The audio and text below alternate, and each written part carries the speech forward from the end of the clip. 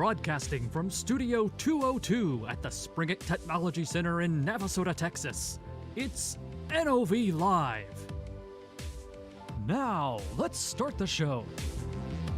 Hello and welcome to NOV Live. I'm your host this morning, Shelby Dumaine, and this is the show where we talk to experts here at NOV and we share their insights and information out on all of our wonderful technologies with you, our audience. Thank you so much for joining us. As the intro said, this is live right now. It's happening. We are in Navasota, Texas, in our Studio 202, and we're so excited. We have a really great show planned for you today with a really excellent guest. We're talking about U.S. offshore floating wind. But before we get into the meat of the conversation, I actually want to bring it over to Ben Lasher. He's here to tell you how you can get involved in the show right now, today, live. Ben? Yeah, thanks. So, we always like to know where you guys are watching from. So if you want to comment in the chat and, put where you're viewing from. We're going to have a Q&A at the end. So if you have any questions, comments, go ahead and put those in the chat, and we'll make sure to get to those at the end, towards the end of the show. If we don't get to it, you can always email your question to socialmedia@nov.com, and we'll get back to you with any answers or anything like that. And then we also have a trivia question today. We're going to have the answer at the end. So if you think you know the answer to the trivia question, so go ahead and put it in the chat, and we'll follow along. But the question is, when is the first lease auction expected for U.S. offshore floating wind, and for which state? So if you think you know that answer, go ahead and put it in the chat, and we'll get back to it at the end. All right, back to you, Shelby. That's awesome. I'm interested to know that. I don't know the answer to that, so this will be one where I'll learn something new as well. So thank you very much, Ben. Looking forward to seeing all of those questions and comments below in the comment section. And without further ado, I want to go ahead and introduce our guest. He is joining us virtually today from Houston. Good morning, Romil Doctor. Hey, good morning, Shelby. Thank you for having me. Delighted to be here to talk on this topic. Absolutely. And I wanted to mention at the top of the show before we get into it, so you're the director of U.S. offshore floating wind. Can you tell our audience a little bit what that means, what your background is here at NOV? Sure. I have a pretty unique background. I started with NOV in 2010 and then played in multiple roles and responsibilities, starting as an R&D engineer for mud pumps, and then joining corporate team for a few years in commercializing new technologies, and then started with rig equipment or rig technologies back in 2015 in commercializing new products that we are developing in-house. And then most recently, for about a year and a half now, have taken on the responsibility to grow our U.S. offshore floating wind business in U.S. landscape. And my background, I've got an engineering in aerospace engineering, and as well as a master's in aerospace as well. So that's a little bit about myself. Wow, that's excellent. I mean, I love hearing that, because that's exactly why we have you on here today, because we know you have the background and the knowledge to be able to talk on this topic. Which, speaking of, can you tell us a little bit kind of baseline about the market globally and what it looks like today when we're talking about that offshore floating wind? Sure. So I don't know how much the audience knows about offshore floating wind, but that global market is growing and exploding. With a total of about 45 gigawatts worth of visible projects between now and 2037, and the main drivers for these are governments, right? Like in Australia, Spain, Brazil, Portugal, Greece, Italy, France, you name it, and then U.S. that has lately come on board as well. They are pushing to have a renewable source of energy. I mean, even the Biden administration has pretty clearly laid out goals for U.S. of 30 by 30, which means, we should have 30 gigawatts worth of offshore wind energy by 2030, which is pretty ambitious. But the way things are moving in U.S., I feel confident and comfortable that we will get there. Mm-hmm. Absolutely. And is there anything kind of about the global market, how it looks today, and kind of in conjunction with how the U.S. contributes to that? Yeah. I mean, globally, of course, are ways ahead of where U.S. is today. Mm-hmm. There are a number of initiatives ongoing in Europe, which is the forefront leader in this space. And when you talk about Europe, you cannot go past Europe without talking about North Sea and everything they're doing in North Sea, which is, decarbonization and trying to get energy independence with, about around the recent war that's happening between Russia and Ukraine, which has even put more emphasis on offshore wind. Scotland, will soon be announcing the innovation and targeted oil and gas leasing round, which is a process and avenue by which developers will be able to apply for rights to build offshore wind farms specifically for the purpose of providing low carbon electricity to power gas installations, oil and gas installations, and help decarbonize the sector. And this is not to mention, this is on top of the recent ScotWind leasing round that was awarded, in which there was 15 gigawatts of floating wind and about 10 gigawatts of fixed wind. So that also clearly shows, how much emphasis these countries are putting on offshore floating wind. Absolutely. Absolutely.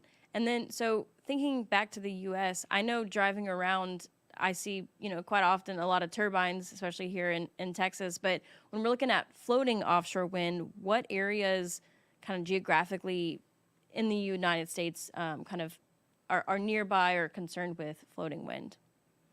Yeah. So, in U.S., floating wind is still relatively a new space. And a lot of people are talking different potential areas that could be suited for offshore floating wind. And just so we are clear, right? I mean, fixed wind is already happening on the East Coast. Right. But with everything that's going on, we feel like, just focusing on fixed wind, we will not be able to meet these targets that are laid out by the federal government. And so for that, we need to open up floating wind as well. And where floating wind plays a role is anywhere where water depths are greater than 60 meters and greater. And so with that said, we have looked at, or there are few areas that have been discussed over and over again in different conferences, webinars, and so forth. And they are basically, West Coast is the number one prime candidate. Then you have Gulf of Mexico, East Coast as well. After we have exhausted all the possible fixed wind resources, the next frontier is floating wind, and that's already been discussed right now as we talk. And then Great Lakes. Great Lakes has also been discussed and thrown in the hat, and not much progress there, but it's in the hat. And then last but not the least is Hawaii. Hawaii is also in this game as well, and they've got a lot of wind resources that are capable for offshore floating wind. Absolutely.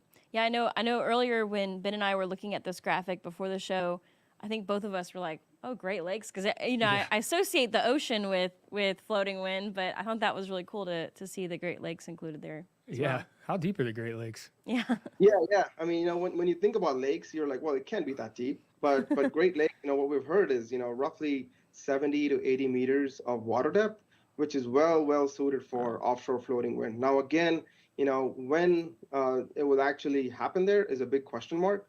But since people have talked about it, so has Baum mentioned it as well, we have to keep our eyes open and make sure that we are there where possible opportunities are there. Absolutely. And you mentioned a little bit ago kind of the government being one challenge. Can you talk a little bit about some of the challenges to the floating wind kind of industry in the U.S.? Sure. No, absolutely. I mean, there are a number of challenges in U.S. As like I said, we are a little bit late to this game, and West Coast being the number one area that's been discussed right now, but there are a lot of challenges and hurdles that come along with it. Number one is we don't really have any port infrastructure out there for executing these projects. Then, not to mention the labor union challenges as well. That's a big thing on the West Coast. And then states and cities and districts are also driving local and domestic content requirements, which even makes this water even more muddier. And then the West Coast is so long that one port is not going to be an answer because of the fact that the coast is so long, and then pushing these massive structures from maybe Southern California to Northern California, and that's just not economically feasible. And then the grid connectivity, the grid connectivity doesn't exist. And so a huge investment is required from state, federal, and the developers to get the grid connectivity going. And then last but not the least, huge one is the government, right? I mean, they're not making things easier for us because the site permitting requirements that are needed for these developers to execute on these projects are monstrous. I mean, just to get site permitting, it takes 5 years to get that, and that goes Mm, along with getting 37 permits required to execute on these projects. wow. Yeah, that's So there are a intense. lot of challenges, but the industry as a whole is coming together and they understand these challenges, and so everybody's out there. How do we work together to make this happen and yeah, play in the space? Absolutely. That in a way, it's sort of an inspiring message that we recognize that it's worth that challenge. It's worth, like you said, coming together and putting our heads together and figuring out the best solution forward to get this wind energy. I think is really important. Yeah, I mean, the market is huge just Right. for US as well. Just talking about West Coast, you're talking about totally about 28.5 gigawatt worth of energy Wow. capacity. And that's a lot of energy and a lot of opportunity for different players to play a role in. California state itself is talking about they have a total capacity of about 12 gigawatts. Talking about Oregon, which is a small state further up north, they're talking about they have a capacity of 17 gigawatts. And so, all these states know what they're capable of generating and how much revenue it can generate for the states. Mm, They all are aggressive and want to see this happen. And they also have their, renewable goals that they want to be 100% renewable by 2040. California is saying that all the state agency will procure 100% green energy by 2030, by 2045. And so those are some aggressive goals. And if they want to no hit doubt. those goals, they have no choice but to make sure that these challenges are overcome and that we Mm. see some floating wind farms out on the West Coast. Absolutely. And this, I don't even know if this might be a really complicated question or it might be really simply in our audience, simple in our audience is going to be like, Shelby, that's a dumb question. But can you put gigawatts into perspective for me about like, does that, how much does 1 gigawatt, does that like power a town or what does that kind of mean to the average person? Yeah, so we talk about 1 gigawatt can power roughly up to 150 to 200,000 homes. Wow. Yeah, that, So I see what you mean. That can make a really big impact when you're talking about 18, 25, getting it up into the higher numbers. yeah, yeah, and California being one of the biggest states in the United States, you can imagine how much power they need to keep that state going. Absolutely. Well, I wanted to ask another question before we get to our audience, and we will. So if you have any questions, don't forget, put them in the comments below, and we're going to be starting that Q&A here in just a little bit. So we want to be able to get your questions answered. But I think a lot of people, maybe when they think of NOV, historically, they might think oil and gas, picture that. And something that I like to do on the show is we really talk about all these other spaces that NOV is a part of. So could you talk a little bit about what value does NOV bring to the floating offshore wind space? Yeah, yeah, great question. And I can hear your perception about NOV as to what we're doing in the space, considering Right. that we are historically a oil and gas company.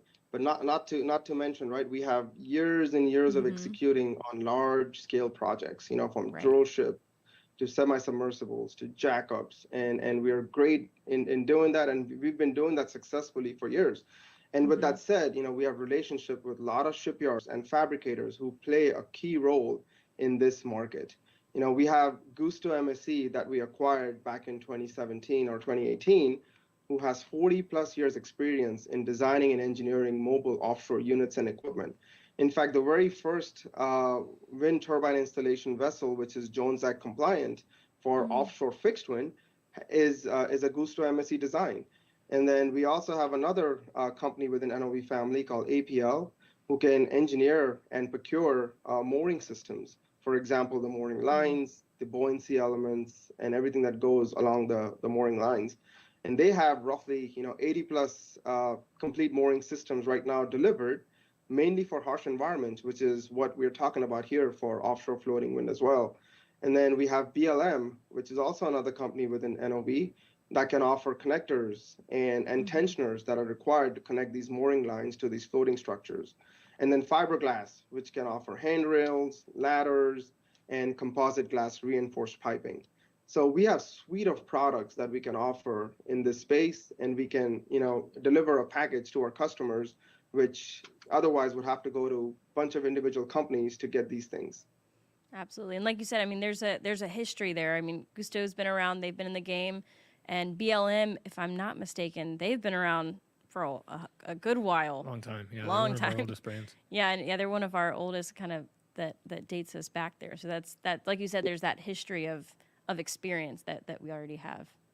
Yeah, I mean, all the names that I laid out earlier are pretty much tier one in their area of expertise, right? We're leaders in every space that we're talking right now, as far as APL for mooring systems, for Gusto for their designs, and then BLM for connectors and so forth.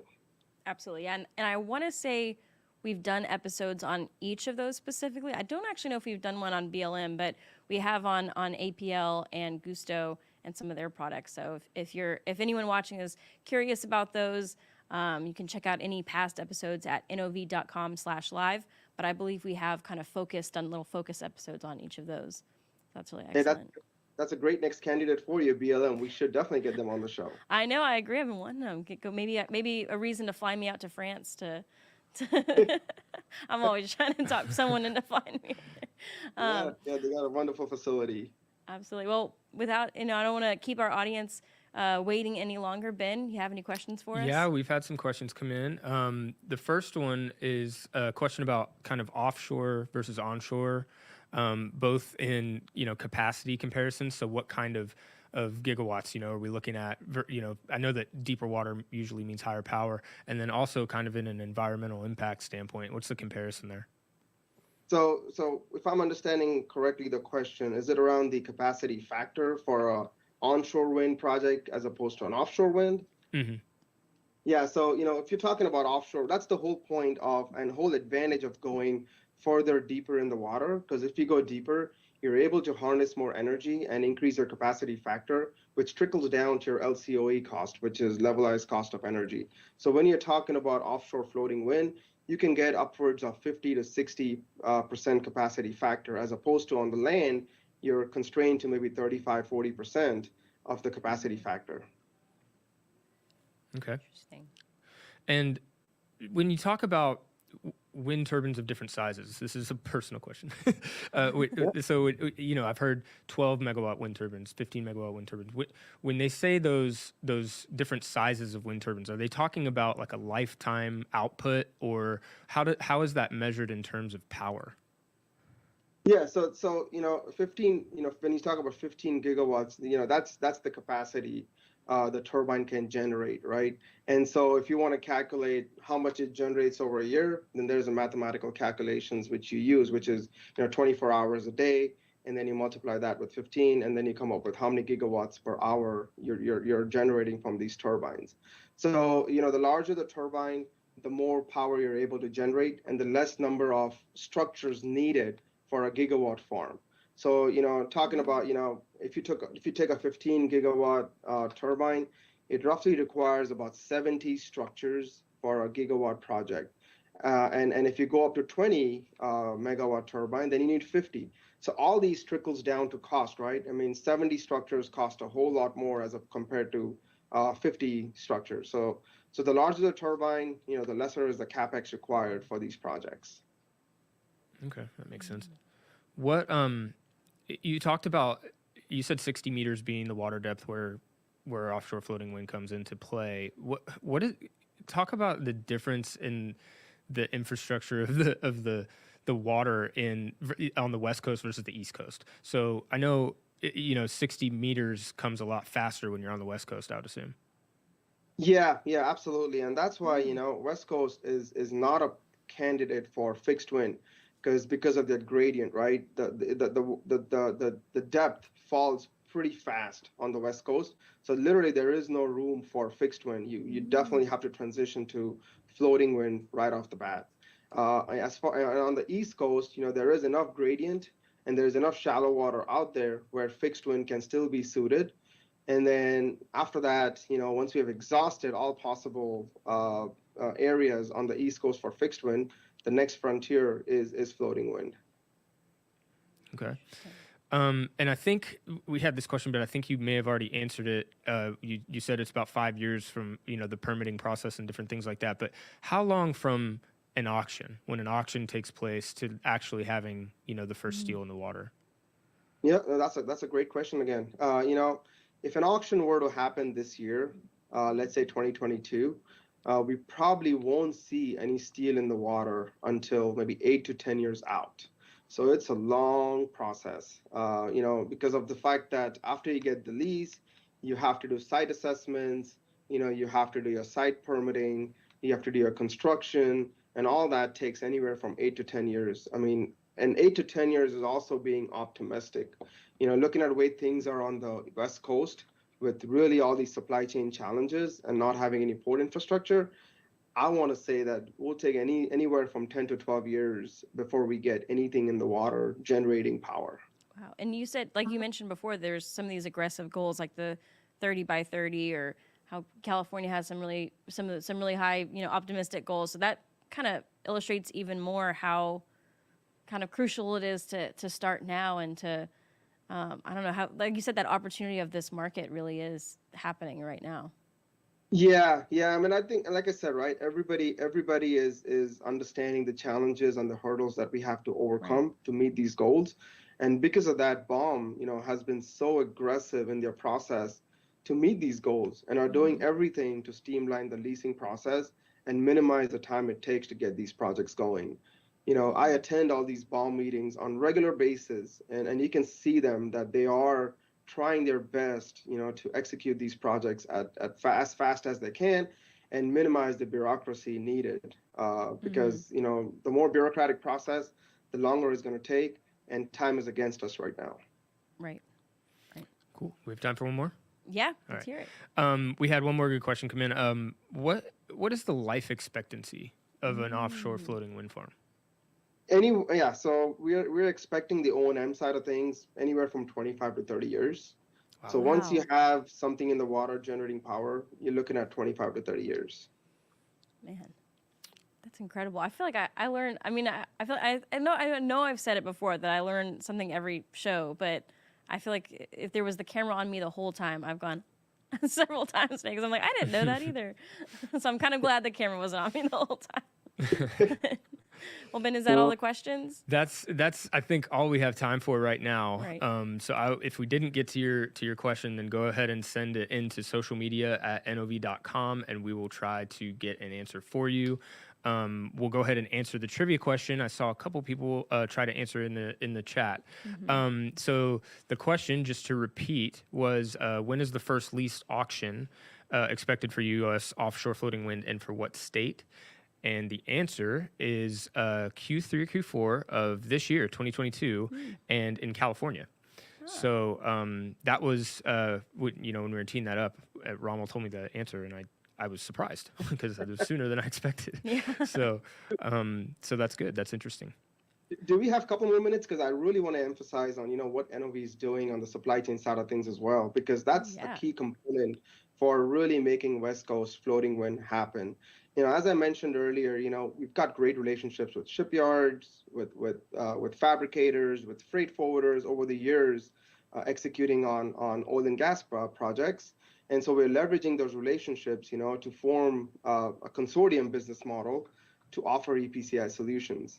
And we've been engaged with so many developers, talking about our approach and our business model. And every single developer has said, we have yet to hear a company like NOV that is doing what NOV is doing in this space. And so we've got tier one companies, a partnership with tier one companies, who want to partner up with us in a consortium format to offer an EPCI solution, which is what the developers are looking for, because they don't want to work with individual companies to execute on these projects. If they can just come to one company like NOV, who can then lead the charge, and that's what they're looking for. And we have been doing that not only in the U.S., but we've been doing that for projects in Europe, in Korea, and the model that we have formulated in those regions is easily replicable in the U.S. as well. Using the relationships that we have with our customers. Yeah, absolutely. No, I appreciate you touching on that because I think supply chain is something really on everyone's mind across Yeah. every industry. I mean, you name someone trying to order party decorations on Amazon and they're worried about the supply chain for that. So Yeah. I think even more when you get on this larger scale of equipment and looking at that supply chain, I think that's really critical, you said. Yeah, when there's one thing that could fail floating wind in US and more per se on the West Coast, then it's that would be not having supply chain lined up. And if anybody that can crack that nut would be the forefront leader to be able to deliver in these projects. Absolutely, no doubt. Well, I think that's we've gotten the questions. I did want to ask one time. I know I didn't ask all this before the show, so this is on the spot. If someone wanted to kind of reach out with more information, of course, if they have questions, the easiest one is social media at NOV.com. But is there any email or site specifically y'all would want to send folks or had in mind? Could they email you, Romil, or anything? Absolutely. My doors are always open, and I'm happy to give my email address and my phone number. So feel free to reach out anytime you guys want. I just don't know how we communicate this email address. If I gotta say it here, I'm happy to do that. But if there's a separate way of doing it, I'm open to whatever that is. Yeah, feel free if you're good with sharing your email address, you can shout it out now, So- and we can also put it in the comments as well. Sure. Yeah. So my email address is Romil ROMIL .doctor DOCTOR at NOV.com. Ben, I'm assuming you're putting it in the chat as well, and so people that have access to the chat, it'll be in there as well. Yeah, we Absolutely, can do we'll that. get in We there. also, Romil talked a lot about the different ways that and product lines that NOV has that come together to kind of create our NOV solution. We do have a site, a page on our site that's NOV.com/offshore wind. If you want to go and learn about how those things all integrate together, there's some good info there too. Excellent. Yeah, I appreciate that, gentlemen. I always like to try to give the audience some way if they want to learn more or see more. And as we've mentioned before, if you're interested in seeing more of the show, that's NOV.com/live. But if you really want to drill down into offshore wind, like Ben said, that's NOV.com/offshore wind. Well, without further ado, thank you so much for joining us today. I also wanted to give a shout out to our production team, Paul Dufio and Wei-Han Lin, as well as Ben Lasher and Romil Doctor for joining us today. So thank you so much for talking to us, and we will speak to you next week. Thank you for having me.